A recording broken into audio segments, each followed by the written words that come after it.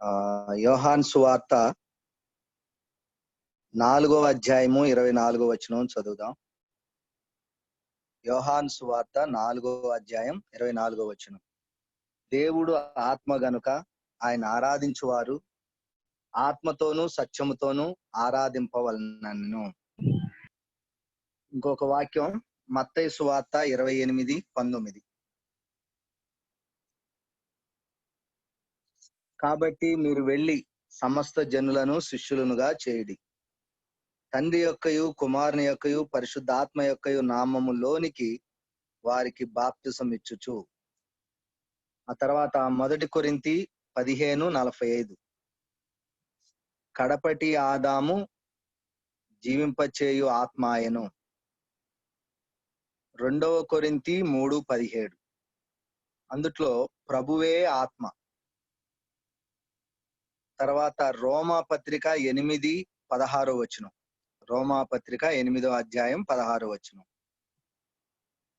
మనము దేవుని పిల్లలమని ఆత్మ తానే మన ఆత్మతో కూడా సాక్ష్యం ఇచ్చున్నాడు.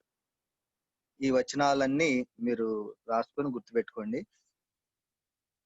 ఈ సాయంత్రం వేళ మనం చూస్తుంది ఏంటంటే the kernel of the Bible, the divine spirit and the human spirit. Kernel అంటే మనం ఒక బాదం కాయ ఉందనుకోండి, దాని లోపల ప్రాముఖ్యమైనది ఏంటంటే బాదం పప్పు. అట్లాగే మనం కొబ్బరికాయ దాని లోపల ప్రాముఖ్యమైనది కొబ్బరి కదా. కాబట్టి కెర్నెల్ ఆఫ్ ద బైబుల్, బైబుల్లో ఉన్న సారం ఏంటంటే అక్కడ దైవిక ఆత్మ మరియు మానవాత్మ. కాబట్టి దైవిక ఆత్మ మరియు మానవాత్మ అనేది చాలా ప్రాముఖ్యమైనది బైబుల్లో.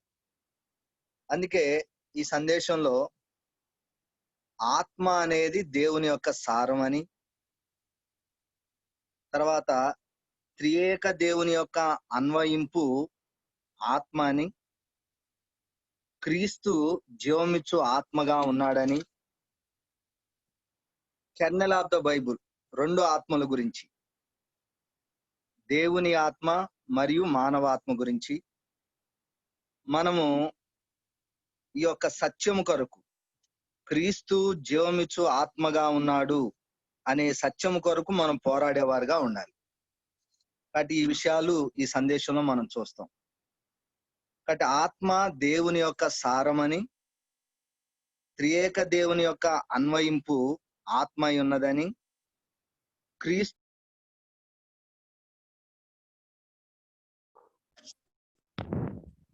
Kernel of the bull 2 spirits, divine spirit and human spirit. దేవుని ఆత్మ మానవాత్మ అని, క్రీస్తు జీవమిచ్చు ఆత్మగా ఉన్నాడు అనే సత్యం కొరకు మనం పోరాడేవారుగా ఉండాలి. కాబట్టి ఇక్కడ మనం చూస్తున్న సందేశంలో the essence of God spirit అంటే దేవుని యొక్క సారం అనేది ఆత్మ. ఎందుకంటే ఇక్కడ మన జీవితాల్లో త్రియేక దేవుణ్ణి మనం అనుభవించాలంటే దేవుడేమో ఆత్మగా ఉన్నాడు, పునర్జన్మించబడిన మన ఆత్మలో ఆయన అంతర్వసిస్తా ఉన్నాడు. కాబట్టి త్రియేక దేవుణ్ణి మనం అనుభవించాలి. దానికోసం ఆత్మగా ఉన్న దేవుడు పునర్జన్మించబడిన మన ఆత్మలో అంతర్వసిస్తా ఉన్నాడు. కాబట్టి ఈ మిలినాత్మ యొక్క ప్రాముఖ్యతను చూడవలసిన అవసరం ఉన్నది.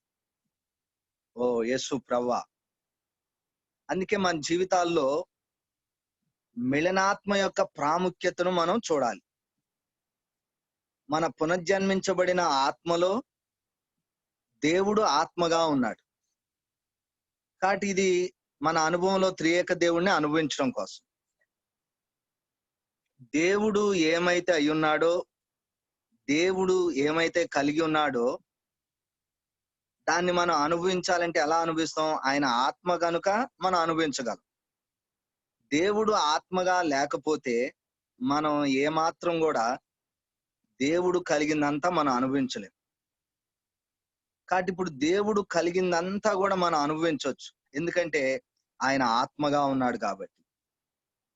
దేవుడు ఆత్మగా లేనట్లయితే ఆయన మనతో కలుసుకోవటానికి అవకాశం ఉండేది కాదు.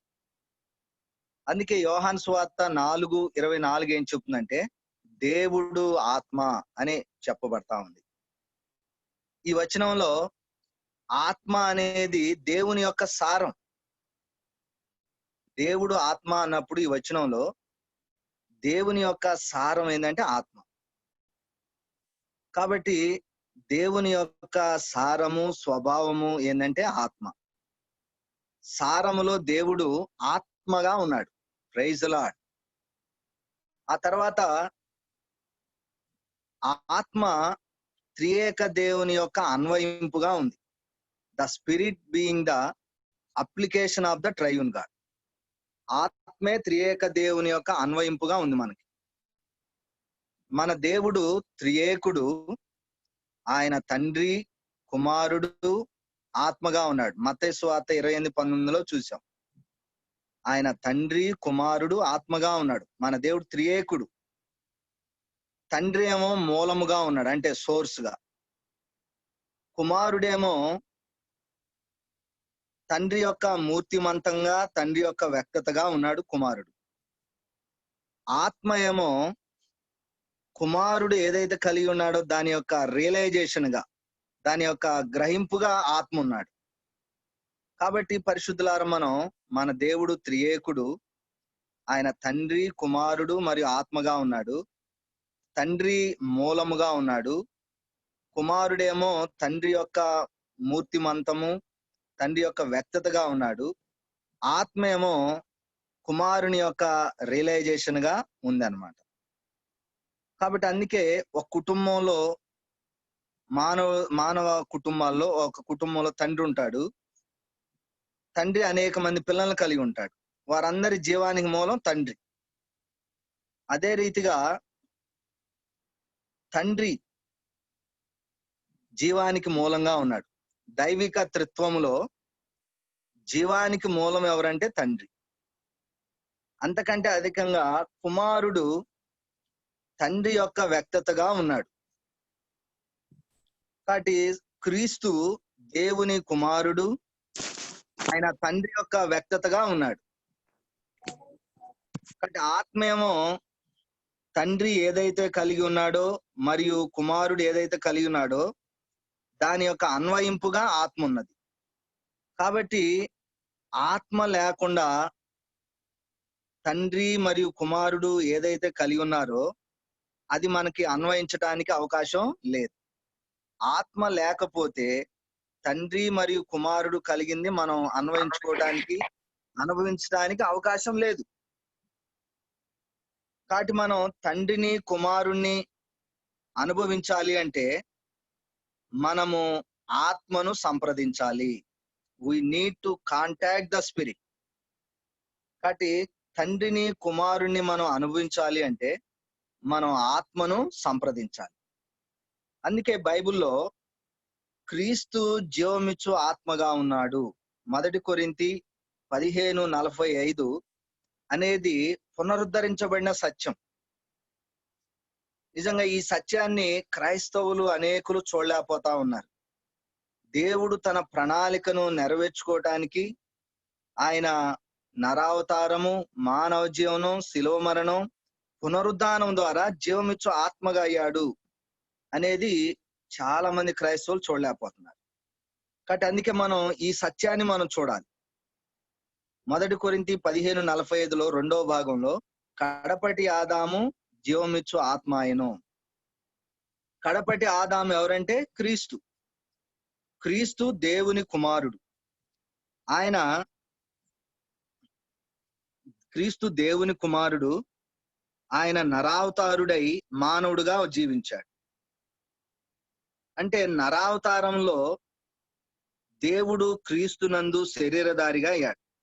యోహాను సువార్త 1:1 అధ్యాయం 1వ వచనం, తర్వాత 14వ వచనం. యోహాను సువార్త 1వ అధ్యాయం 1వ వచనం ఏం చెప్తుంది? ఆది యందు వాక్యముండెను, వాక్యము దేవుడైండెను, వాక్యము దేవుని యొద్ద ఉండెను. 14వ వచనం వచ్చేసరికి ఆ వాక్యము శరీరధారి అయి కృపా సత్య సంపూర్ణుడుగా మన మధ్య గుడారుడాయను లేక శరీరధారి అయిన. కనుక ఇక్కడ మనం చూస్తే నరావతారంలో దేవుడు క్రీస్తునందు శరీరధారిగా అయ్యాడు. మరియు పునరుద్ధానంలో క్రీస్తు జీవమిచ్చు ఆత్మగా అయ్యాడు. కాబట్టి 2 కొరింథీ 3వ అధ్యాయం 6వ వచనం తర్వాత 17వ వచనం మీరు చదవండి. ఇక్కడ ఆత్మయే జీవింప చేయును అంటాడు. ఆ ఆత్మ ఎవరంటే క్రీస్తు, ప్రభువే ఆత్మ. కాబట్టి త్రియేక దేవుడు కలిగిందంతా కూడా జీవమిచ్చు ఆత్మ ద్వారా మనకి అన్వయించబడతా ఉంది. ఓ హల్లెలూయా. త్రియేక దేవుడు ఏదైతే కలిగి ఉన్నాడో అదంతా కూడా జీవమిచ్చు ఆత్మ ద్వారా మనకి అన్వయించబడతా ఉంది. Praise the lord. అందుకే ఆయన సారములో దేవుడు ఆత్మగా ఉన్నాడు. ఆయన యొక్క ప్రణాళికలో త్రిత్వములో 3వ వాడు ఆత్మగా ఉన్నాడు. ఆయన యొక్క నెరవేర్పులో క్రీస్తు నిజంగా దేవుని యొక్క మూర్తిమంతంగా ఉన్నాడు. దేవుని యొక్క మూర్తిమంతంగా ఉన్న క్రీస్తు జీవమిచ్చు ఆత్మగా అయ్యాడు. కాబట్టి దేవుని దృష్టిలో లెక్కించబడేది ఏంటి? సిద్ధాంతం కాదు గాని దేవుణ్ణి ఆత్మగా అనుభవించడం అనేది దేవుని దృష్టిలో విలువైంది. దేవుడు లెక్కించేది ఏంటంటే ఆత్మగా ఉన్న దేవుణ్ణి అనుభవించటం, సిద్ధాంతాన్ని కాదు. ఓ ప్రైజ్ ది లార్డ్. కాబట్టి మనం సిద్ధాంతాలు అనేవి విభజనలు తీసుకొస్తాయి గాని నిజంగా మనం దేవుని దృష్టిలో లెక్కించే విషయం ఏంటంటే ఆత్మగా ఉన్న దేవుణ్ణి మనం అనుభవించటం.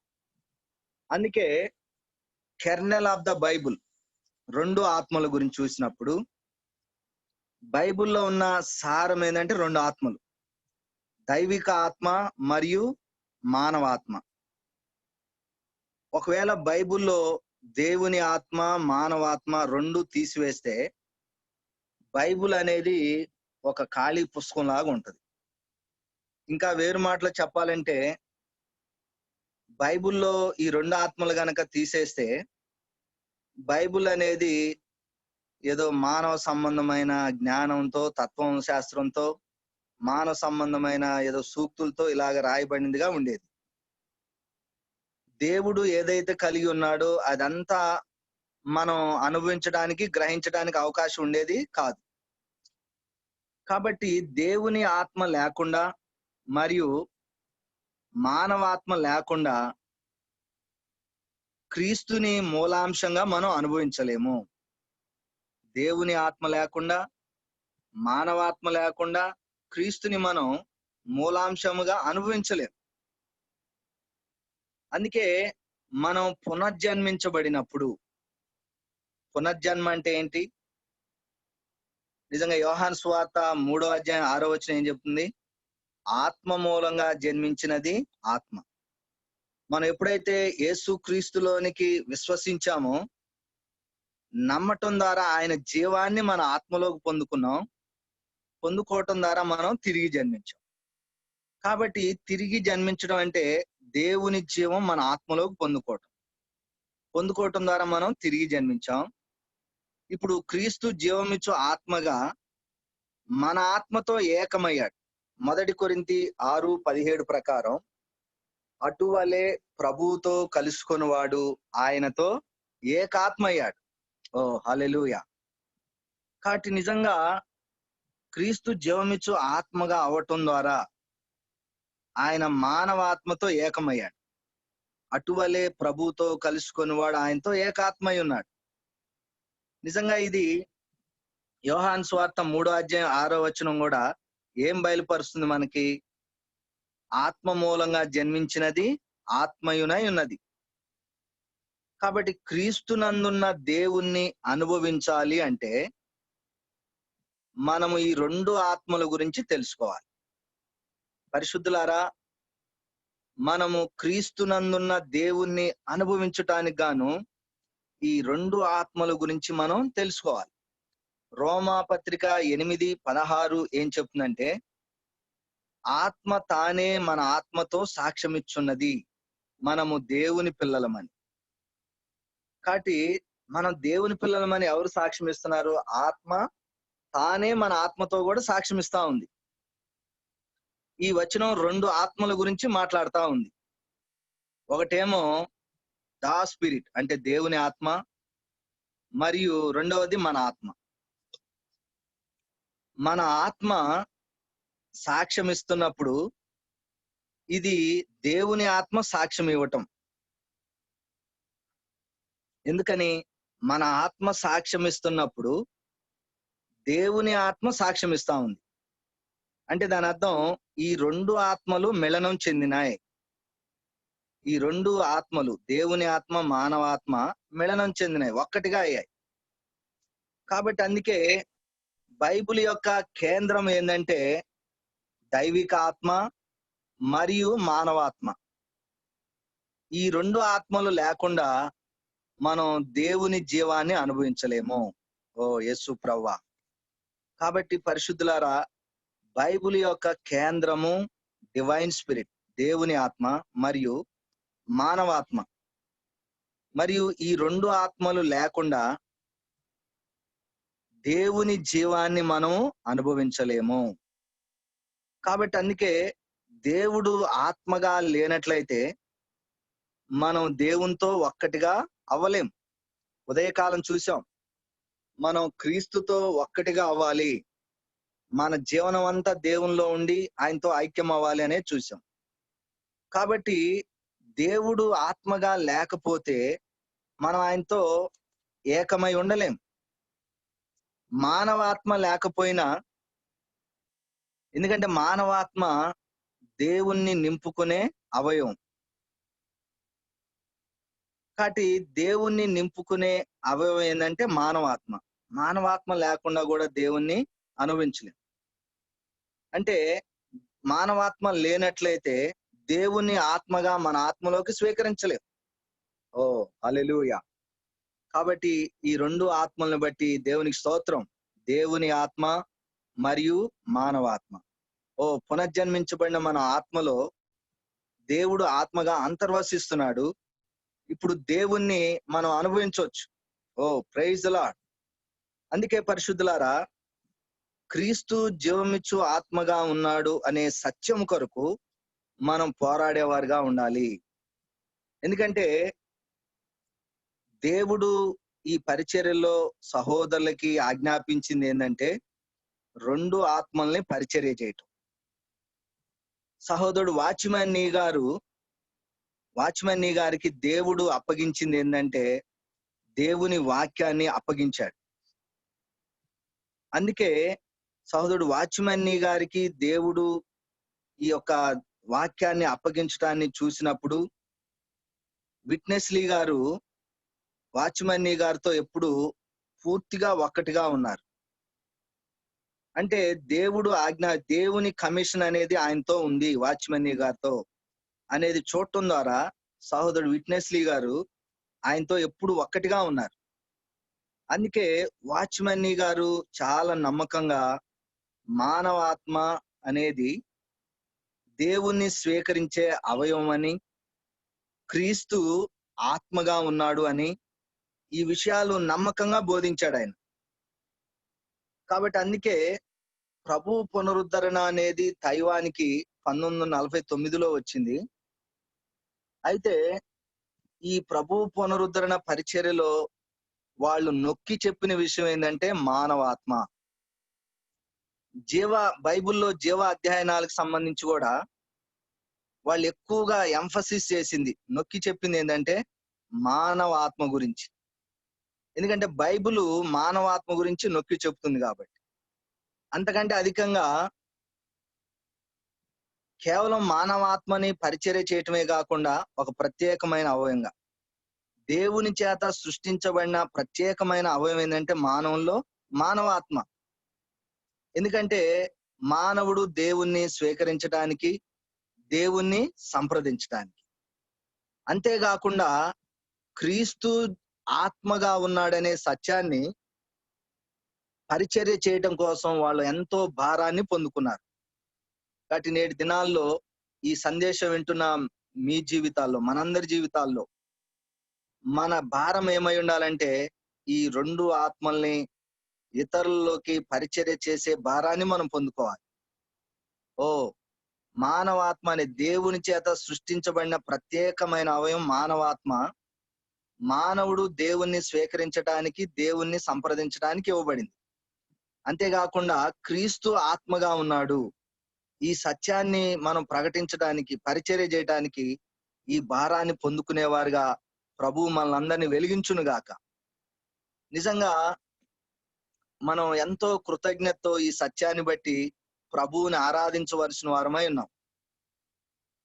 ఎందుకంటే ఈ సత్యం కొరకు మన ముందున్న సహోదరులు క్రీస్తు జీవమిచ్చు ఆత్మగా ఉన్నాడు అనే సత్యం కొరకు వాళ్ళు పోరాడారు. సహోదరుడు వాచ్మెన్ ని తర్వాత ఆయన జైల్లో పెట్టబడిన తర్వాత కొంతమంది ఆయన జత పని వారు కూడా ఈ సత్యాన్ని బోధించారు. ఓ యేసు ప్రభువా. కాబట్టి ప్రభు వారికి ఇచ్చిన కమిషన్ ఏంటంటే, వారికి ఇచ్చిన సత్యం ఏంటంటే క్రీస్తు జీవమిచ్చు ఆత్మగా ఉన్నాడు. అందుకే we must be faithful to teach this truth. ఈ సత్యాన్ని ప్రకటించడానికి మనం నమ్మకస్తులుగా ఉండాలి. కాబట్టి ఇక్కడ సత్యం ఏంటంటే క్రీస్తు ఆత్మగా ఉన్నాడు. ఇది దేవుని యొక్క స్వచ్ఛమైన వాక్యాన్ని ఆధారం చేసుకుని ఉంది ఈ సత్యం. అందుకే ఈ సత్యం అనేది 2 వచనాల్లో స్పష్టంగా తెలియజేయబడతా ఉంది. 1 కొరింథీ 15:45 2వ భాగంలో కడపటి ఆదాము జీవమిచ్చు ఆత్మ ఆయను. 2 కొరింథీ 3:17 ప్రభువే ఆత్మ అని చెప్పబడింది. కాబట్టి ఇక్కడ 1 కొరింథీ 15:45 చెప్పబడినట్టు అపోస్తలుడైన పౌలు ఏమని ప్రకటిస్తున్నాడు? కడపటి ఆదాము జీవమిచ్చు ఆత్మ ఆయను. కడపటి ఆదాముగా క్రీస్తు నిజంగా సిలువలో మరణించాడు. సిలువలో ప్రతికూల విషయాలన్నిటినీ అంతమొందించాడు. ఈ విషయంలో ప్రతికూల విషయాలు ఏవైతే ఉన్నాయో వాటన్నిటిని అంతమొందించాడు. ఆ తర్వాత ఆయన పునరుద్ధానుడయ్యాడు. పునరుద్ధానంలో ఆయన జీవమిచ్చు ఆత్మగా అయ్యాడు. 2 కొరింథీ 3:17 పౌలు ఏం ప్రకటిస్తున్నాడు? The Lord is the spirit. ప్రభువే ఆత్మ అని ప్రకటిస్తున్నాడు. కాబట్టి ఈ వచనాన్ని బట్టి ప్రభువు అంటే ఇక్కడ ఎవరంటే క్రీస్తు. ప్రభువుగా ఉన్న క్రీస్తు గురించి చెప్పబడుతుంది. అంటే ఇదేం చూపిస్తుందంటే క్రీస్తు ప్రభువుగా ఆయన ఆత్మగా ఉన్నాడు. కాబట్టి క్రీస్తు జీవమిచ్చు ఆత్మగా ఉన్నాడు అనే సత్యము నిజంగా దేవుని యొక్క స్వచ్ఛమైన వాక్యాన్ని ఆధారం చేసుకొని ఉంది. క్రీస్తు జీవమిచ్చు ఆత్మగా అయ్యాడు అనే సత్యము దేవుని యొక్క స్వచ్ఛమైన వాక్యాన్ని ఆధారం చేసుకొని ఉంది పరిశుద్ధులారా. కాబట్టి మానవులు వ్యతిరేకత అనేది ఈ సత్యాన్ని ఓడించలేరు. ఇది బైబిల్ వాక్యాన్ని ఆధారం చేసుకొని ఉన్న సత్యం. కాబట్టి అందుకే ఈ యొక్క సత్యం విషయంలో క్రీస్తు ఆత్మగా ఉన్నాడు మరియు విశ్వాసులందరూ ఈ సత్యాన్ని అంగీకరించేటట్లు అందరినీ జయించేది ఎవరంటే క్రీస్తే. ఓ ప్రైజ్ ది లార్డ్. కాబట్టి ఈ సందేశంలో మనం చూసిన అంశం ఏంటంటే మిలినాత్మ యొక్క ప్రాముఖ్యతను చూచుట. పునర్జన్మించబడిన మన ఆత్మలో దేవుడు ఆత్మగా అంతర్వసిస్తున్నాడు. ఎందుకంటే మన అనుభవంలో త్రియేక దేవుణ్ణి అనుభవించడానికి గాని ఈ సందేశాన్ని మనం చూసాం. కాబట్టి జీవమిచ్చు ఆత్మగా మారాడు. క్రీస్తు జీవమిచ్చు ఆత్మగా ఉండటం అనే సత్యము, దీనికోసం ప్రభు పునరుద్ధరణలో మనం పోరాడేవారుగా ఉండాలి పరిశుద్ధులారా. ఎందుకంటే ఇది పునరుద్ధరించబడిన సత్యం. క్రైస్తవ లోకంలో వదిలిపెట్టబడిన వచనం ఏంటంటే 1 కొరింథీ 15:45. ఎక్కడా కూడా ఎక్కువగా దాని గురించి మాట్లాడు. కాబట్టి ఈ సత్యాన్ని మనం చూసి ఈ సత్యాన్ని మనం మాట్లాడేవారుగా, ఈ సత్యం కొరకు పోరాడేవారుగా మనం ఉండాలి. Praise the lord. మీకు తాకబడిన విషయాలు ఈ చిన్న సందేశంలో 2 మాటలు పంచుకోండి. Praise lord.